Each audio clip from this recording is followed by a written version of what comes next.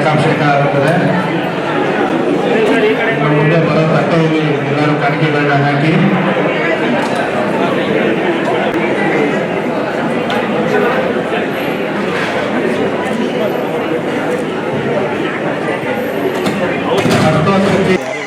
ಮುಹೂರ್ತ ಮಾಡಿದ್ದೀವಿ. ನಾಳೆಯಿಂದ ಯಾರ್ಯಾರು ಅಂತ ಇನ್ನು ಕನ್ಫರ್ಮ್ ಮಾಡ್ತೀವಿ. ಎಷ್ಟು ದಿನ ಶೆಡ್ಯೂಲ್ ಇದೆ ಸರ್ ಇದು? ಏನು ಒಂದು 30 ಡೇಸ್ ಅಷ್ಟೇ. 30 ಡೇಸ್ ಶೆಡ್ಯೂಲ್. ಯಾವಾಗ ರಿಲೀಸ್ ಇಟ್ಕೊಂಡಿದ್ದೀರಿ ಸರ್? ಇನ್ನೂ ಡೇಟ್ ಫಿಕ್ಸ್ ಮಾಡಿಲ್ಲ, ನೋಡೋಣ. ಇದೆಲ್ಲ ಪ್ರಕ್ರಿಯೆ. ದಕ್ಷ ಅಂದರೆ ಒಂದು ಮಗಳು ತಂದೆ ಒಳ್ಳೆ ಬಾಂಡಿಂಗು. ಆ ಬಾಂಡಿಂಗು ನಾವು ಹೆಂಗೆ ಪ್ರೀತಿ ಇರ್ತೀವಿ, ಆ ಪ್ರೀತಿ ತೋರ್ಸತ್ರ ಬಾಂಡಿಂಗ್ ಮಾಡಿ ಆ ಬಾಂಡಿಂಗ್ ಸರ್. ಇದರಲ್ಲಿ ಮುಂದೆ ತಂದೆ ಮಕ್ಕಳು ಹೆಂಗೆ ನಡ್ಕೋಬೇಕು ಅವ್ರ ಮನೇಲಿ, ಅಂದರೆ ಅವ್ರ ಮನೆಗಳಲ್ಲಿ ತಂದೆ ಮಕ್ಕಳು ಬಾಂಡಿಂಗ್ ಹೆಂಗೆ ನಡ್ಕೋಬೇಕು ಅನ್ನೋ ತೋರಿಸಿದೆ. ಸಮಾಜಕ್ಕೆ ಅದೊಂದು ಒಳ್ಳೆ ಪಾಠ ಆಗಲಿ ಅಂತ ಬಾಂಡಿಂಗ್ ಒಂದು ಒಳ್ಳೆ ಮೆಸೇಜ್ ಕೊಡೋಣ. ಬಾಂಡಿಂಗ್ ಇನ್ನೇನು ಬೇರೆ ಏನಿಲ್ಲ. ಸರ್ ಡೈರೆಕ್ಟ್ ಸುನೀಲ್ ಅಂತ ಮೊದಲು ಯಾವ ಥರ ಸಿನಿಮಾ ಮಾಡಿದ್ದಾರೆ? ಸುಮಾರು ಮಾಡಿದ್ದಾರೆ. ನಾನು ಹೇಳ್ತೀನಿ ಸರ್, ಮಾಹಿತಿ ಕೊಡ್ತೀನಿ ಸರ್. ಓಕೆ. ನಾನು ಮೂಲತಃ ಮೈಸೂರಿನವನು. ಅದೇ ನಾವು ಒಂದು ಸಿನಿಮಾ ಮಾಡಬೇಕು ಅಂತ ಒಂದು ಕನಸು ಕಟ್ಟಿದ್ವಿ. ಬಟ್ ಆವಾಗ ನನಗೆ ಸುನೀಲ್ ಸ್ವಾಮಿ ರಾಜು ಅಂತೇಳಿ ನನಗೆ ಸ್ನೇಹಿತ ಪರಿಚಯ. ಬಟ್ ಅವನು ಒಳ್ಳೆ ಹುಡುಗ, ಒಳ್ಳೆ ಡೈರೆಕ್ಟ್ರು. ಸರಿ, ಅವ್ರು ಒಂದು ದಿನ ಬಂದು ನಾವು ಕೂತು ಮಾತಾಡಿದಾಗ ಯಾರು ಮುಟ್ಟಕೊಬಿಡಿ ಅಂತ ಬಿಡಿ. ಸರಿ ಸರ್, ಒಂದು ಒಳ್ಳೆ ಕಂಟೆಂಟ್ ಇದೆ, ಸಿನಿಮಾ ಮಾಡೋಣ. ಏನಪ್ಪ ಅದು ದಕ್ಷ ಅಂತೇಳಿ. ಆವಾಗ ಸರಿ ದಕ್ಷ ಅಲ್ವಾ, ಓಕೆ ಆಯಿತು ಮಾಡೋಣ.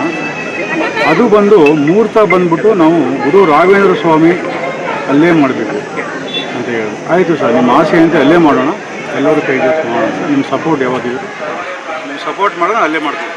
ಸರಿ ಆಯ್ತಪ್ಪ. ಒಂದು ಸಿನಿಮಾ ಮಾಡ್ತಾಯಿದ್ವಿ ಮೈಸೂರು ಹೊಸದಾಗಿ. ಮೈಸೂರಲ್ಲಿ ಕೂಡ ಒಂದು ಚಿತ್ರರಂಗದಲ್ಲಿ ಕಲಾವಿದರುಗಳು, ಹೊಸ ಕಲಾವಿದರುಗಳನ್ನ ನಾವು ಇಲ್ಲಿ ಅಗಲ ಚಿತ್ರನ ಹೇಗೆ ಸರ್? ಮೊದಲ ಚಿತ್ರದ ಸಹ ನಿರ್ಮಾಪಕರಾಗಿ ನಾನು ಕೆಲಸ ಮಾಡ್ತೀನಿ. ಕ್ಯಾರೆಕ್ಟರ್ ಮಾಡ್ತೀನಿ. ನಿರೀಕ್ಷೆ ಅನ್ನೋಕ್ಕಿಂತ ಹೆಚ್ಚಾಗಿ ಇದು ನನಗೆ ಒಂದು 20 ವರ್ಷಕ್ಕೆ ಅನಿಸುತ್ತೆ. ಬಟ್ ನನಗೆ ಯಾರು ಸಪೋರ್ಟಿವ್ ಇಲ್ಲ. ನಾನು ಬೆಂಗಳೂರಿದ್ದೆ. ಬಟ್ ಅವಾಗ ನನಗೆ ಯಾವುದೋ ಒಂದು ಕೆಲಸ ಮಾಡ್ಕೊಂಡಿದ್ದೆ. ಬಟ್ ಈಗ ಏನೋ ಒಂದು ಮಾಡೋ ಒಂದು ಎಕ್ಸ್ಪೀರಿಯೆನ್ಸ್ ಇರಲಿ, ಡೈರೆಕ್ಟ್ ನಾನು ಸಹ ನಿರ್ಮಾಪಕನಾಗಿ ಕೆಲಸ ಮಾಡಬೇಕು ನನಗೆ ಆಸೆ ಇದೆ. ನೀವು ಇದ್ದಿದ್ದಂಥ ಫೀಲ್ಡೇ ಬೇರೆ, ಈಗಿರುವಂಥ ಆಯ್ಕೆ ಮಾಡಿಕೊಂಡಂಥ ಫೀಲ್ಡ್ ಇದೆ ಬೇರೆ. ಬಟ್ ಇದರಲ್ಲಿ ಒಂದಷ್ಟು ಸಕ್ಸಸ್ಸನ್ನು ಸಿಗುತ್ತೆ ಅಂತ ಆಶಾಭಾವನೆ ಇದೆ. 100% ಸಕ್ಸಸ್ ಸಿಗಲೇಬೇಕು. ಯಾಕಂದರೆ ನಾವು ಮಾಡೋಂಥ ಸಿನಿಮಾ ಒಳ್ಳೆ ಫ್ಯಾಮಿಲಿ ಕಂಟೆಂಟು. ಓಕೆ, ತಂದೆ ಮಗಳು ಬಾಂಡಿಂಗ್ ಇರಲಿ, ಮತ್ತು ಒಂದು ಕಾಮಿಡಿ ಇದೆ, ಎಂಟರ್ಟೈನ್ಮೆಂಟ್ ಇದೆ, ಎಲ್ಲ ಥರದಲ್ಲೂ. ನಿಮ್ಮ ಕ್ಯಾರೆಕ್ಟರ್ ಅನ್ಸೋದ್ರ ಸಿನಿಮಾ? ನನ್ನ ಲೀಡ್ ಕ್ಯಾರೆಕ್ಟರ್ ಇದೆ, ಅದು ಮುಂದಿನ ದಿನಗಳಲ್ಲಿ ನಾನು ನಿಮಗೆ ಮಾಹಿತಿ. ಈಗ ನಮ್ಮ ನಟರ ಸಿನಿಮಾಗಳು ಕೂಡ ಸಾಕಷ್ಟು ಫ್ಲಾಪ್ ಆಗಿದೆ. ಮೊದಲ ಸಿನಿಮಾ ಒಂದು ಆತಂಕ ಅನ್ನೋದು ಇದೆಯಾ, ಅಥವಾ ಸಕ್ಸಸ್ ಆಗೇ ಆಗುತ್ತೆ ಅಂತ ಆತಂಕ ನಾನು ಯಾವಾಗಲೂ ಹೇಳ್ಕೊಳಕ್ಕೆ ಹೋಗಲ್ಲ. ಸಕ್ಸಸ್ ಮಾಡಿ ಆಗುತ್ತೆ.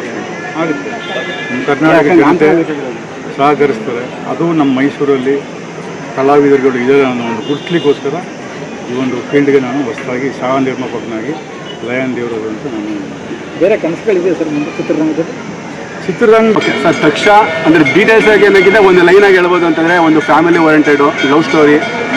ಅಪ್ಪ ಅನ್ನೋ ಒಂದು ಏನು ಕ್ಯಾರೆಕ್ಟರ್ ಇದೆಯಲ್ಲ, ಎಲ್ಲ ತಾಯಿ ಬಗ್ಗೆ ಮಾಡಿದ್ದಾರೆ. ಸೊ ಅಪ್ಪ ಅನ್ನೋ ಕ್ಯಾರೆಕ್ಟರ್ ಇದೆಯಲ್ಲ, ಅದೆಷ್ಟು ಪರಿಣಾಮಕಾರಿ ಒಂದು ಫ್ಯಾಮಿಲಿಲಿ, ತಂದೆ ಇಲ್ಲ ಅಂದರೆ ಎಷ್ಟು ಕಷ್ಟ ಇರುತ್ತೆ ಅನ್ನೋದನ್ನು ತೋರ್ಸಕ್ಕೆ ಹೋಗಿದ್ವಿ. ಜೊತೆಗೆ ಒಂದು ಲವ್ ಸ್ಟೋರಿ ಇದೆ, ಒಂದು ವಿಲನ್ ಶೇಡ್ ಆಗಿರ್ಬೋದು, ಎಲ್ಲ ಥರದಲ್ಲಿ ನಿಮ್ಗೆ ಏನು ಬೇಕೋ ಅದ್ರದ್ದೆಲ್ಲ ಸಿಗುತ್ತೆ ಸರ್. ಲವ್ ಆಗಿರ್ಬೋದು, ಆ್ಯಕ್ಷನ್ ಆಗಿರ್ಬೋದು, ಅಥವಾ ಸೆಂಟಿಮೆಂಟ್ ಆಗಿರ್ಬೋದು, ಪ್ರತಿಯೊಂದು ಸಿಗುತ್ತೆ ಸರ್. ಡಿಫ್ರೆಂಟ್ ಇದೆಯಾ ಫ್ಯಾಮಿಲಿ ಓರಿಯೆಂಟೆಡ್ ಲವ್ ಸ್ಟೋರಿ ಅಂದರೆ? ಹಾಂ, ಖಂಡಿತ ಡಿಫ್ರೆಂಟ್ ಆಗಿದೆ ಸರ್. ನೀವು ಪರದೆ ಮೇಲೆ ನೋಡಿದಾಗಲೇ ಗೊತ್ತಾಗುತ್ತೆ ಎಷ್ಟು ಡಿಫ್ರೆಂಟ್ ಆಗಿದೆ ಅಂತ ಗೊತ್ತಾಗೋದು. ಕಂಟೆಂಟು ತುಂಬ ಜನಕ್ಕೆ ಸಂದೇಶ ಕೊಡಬೇಕು ಅಂತ ಯಾಕೆ ನಮ್ಮ ಕೆರಡಿ ವೆಂಕಟೇಶ್ ಸರ್ ಆಗಿರ್ಬೋದು, ನಮ್ಮ ನಿರ್ಮಾಪಕರು, ಮತ್ತು ನಮ್ಮ ಲಯನ್ ದೇವರಾಜ್ ಸರ್ ಆಗಿರ್ಬೋದು, ಸಹ ನಿರ್ಮಾಪಕರು ಕೇಳಿದ ಒಂದೇ ಒಂದು, ಜನಗಳಿಗೆ ಸಂದೇಶ ಕೊಡಬೇಕು ಅಂಥದ್ದಿದ್ದೆ ಮಾತ್ರ ಹೇಳಪ್ಪ ಅಂತ ಹೇಳಿದ್ರು. ಅವ್ರಿಗೆ ತಂದೆ ಬಗ್ಗೆ ಅಂತ ಹೇಳಿದಾಗ, ಯಾಕಂದರೆ ಅವ್ರು ಆಲ್ರೆಡಿ ತಂದೆ, 2 ಮಕ್ಕಳ ತಂದೆ ಆಗಿರೋದ್ರಿಂದ ಅವ್ರಿಗೆ ಏನಾಗುತ್ತೆ, ಅದು ಭಾವನಾತ್ಮಕ ಕನೆಕ್ಟ್ ಆಗುತ್ತೆ. ಅವರು ಫಸ್ಟ್ ಟೈಮ್ ಬಣ್ಣ ಹಚ್ತಿದ್ರು ಅಂತ ಹೇಳಿದ್ರು. ಆ್ಯಕ್ಟಿಂಗ್ ಮಾಡಬೇಕಾದ್ರೆ ನೀಲಜಾಲ ಮಾಡ್ತಿದ್ರು, ನಮ್ಮ ದೇವರಾಜ್ ಅವರು ಅಷ್ಟೇ ತುಂಬ ನೀಲಜಾಲ ಮಾಡ್ತಾರೆ. ಖುಷಿಯಾದಾಗ ಏನಾಗುತ್ತೆ ಅಂದರೆ ಅವ್ರಲ್ಲಿ ಆಲ್ರೆಡಿ ರಕ್ತದಲ್ಲಿ ಕಲೆ ಅನ್ನೋದಿದೆ. ರಕ್ತದ ಕಲೆ ಅಂದಾಗ ನನ್ನಂಥ ಒಬ್ಬ ಏನೋ ನಿರ್ದೇಶಕರನ್ನ ಗುರುತಿಸ್ಬಿಟ್ಟು ಮಾಡೋಣ ಬನ್ನಿ ಅಂತ ಸಾಥ್ ಕೊಡ್ತಾರೆ ನೋಡಿ, ಅದು ದೊಡ್ಡ ವಿಷಯ. ಅವರೆಲ್ಲ ನಾನು ಬೆಂಟೆತ್ತು ನಡೀತಾ ಇದ್ದಾರೆ. ಅವರ ಏನು ನಂಬಿಕೆಯನ್ನು ನಾನು ಉಳಿಸ್ಕೊಳ್ಳೋದು ನನ್ನ ಜವಾಬ್ದಾರಿ. ಎಕ್ಸ್ಪೀರಿಯನ್ಸ್ ಯಾವುದ್ರ ಬಗ್ಗೆ ಸರ್? ಅದನ್ನೇ ಒಳ್ಳೆ ಕಂಟೆಂಟ್ ಕೊಟ್ಟರೆ ಖಂಡಿತವಾಗ್ಲೂ ಜನ ಒಪ್ಕೋತಾರೆ ಸರ್. ಒಳ್ಳೆ ಕಂಟೆಂಟ್ ಕೊಡಬೇಕು, ಸರಿಯಾಗಿ ಮೌತ್ ಪಬ್ಲಿಸಿಟಿ ಮಾಡಬೇಕು, ಜೊತೆಗೆ ನಾವೇನು ಮಾಡ್ತೀವಿ ಈ ಜನಗಳಿಗೆ ಏನು ಕೊಡ್ತೀವಿ ಅದೇ ಸರ್ ಇಂಪಾರ್ಟೆಂಟು. ನಾವು ಚೆನ್ನಾಗಿ ಮಾಡಿಲ್ಲ ಅಂದರೆ ಜನಗಳು ಥಿಯೇಟರ್ಗೂ ಬರಲ್ಲ, ಎಲ್ಲಿಗೂ ಬರಲ್ಲ. ನಾವು ಕರೆಕ್ಟಾಗಿ ಕಂಟೆಂಟ್ ಇಟ್ಕೊಂಡು ಏನು ಕೊಡಬೇಕು ಅದನ್ನು ಕೊಟ್ಟರೆ ಖಂಡಿತವಾಗ್ಲೂ ಥಿಯೇಟರ್. ಸರ್ ಸಿನಿಮಾ ನಂದು ಒಂದು 6 ಆಗಿದೆ. ನಿಮ್ಮ ಸ್ವಂತ ನಿರ್ದೇಶನದಲ್ಲಿ ಸ್ವಂತ ನಿರ್ದೇಶನಿಗೆ ಒಂದು ಲೋಹಿತ ಅಂತ ಅಂದ್ಬಿಟ್ಟು ಈ ಕಡೆ ನಾನು ಮಾಡಿದೆ, ಅದೊಂದು ಸಹ ನಿರ್ದೇಶಕವಾಗಿ ಮಾಡಿದ್ದೀನಿ.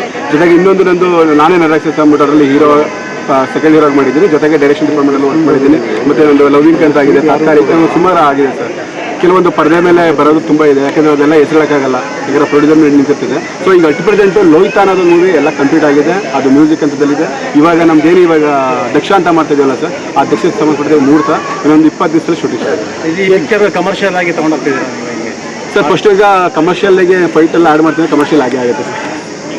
ಇದು ರಾಘವೇಂದ್ರ ಸಂವಿಧಾನದಲ್ಲೇ ಇವತ್ತು ಮಾಡಬೇಕು ಅನ್ನೋದು ಯಾಕೆ ಸರ್ ಆ ತಾಟ್ ಯಾಕೆ ಬಂತು ಸರ್? ನಾನು ಒಂದು ನಂಬ್ತೀನಿ, ಕರ್ಮ ಮಾಡ್ತೀನಿ, ಈ ಥರ ಒಂದು ದೇವ್ರದ್ದು ಇಚ್ಛೆನೂ ನಂಬ್ತೀನಿ.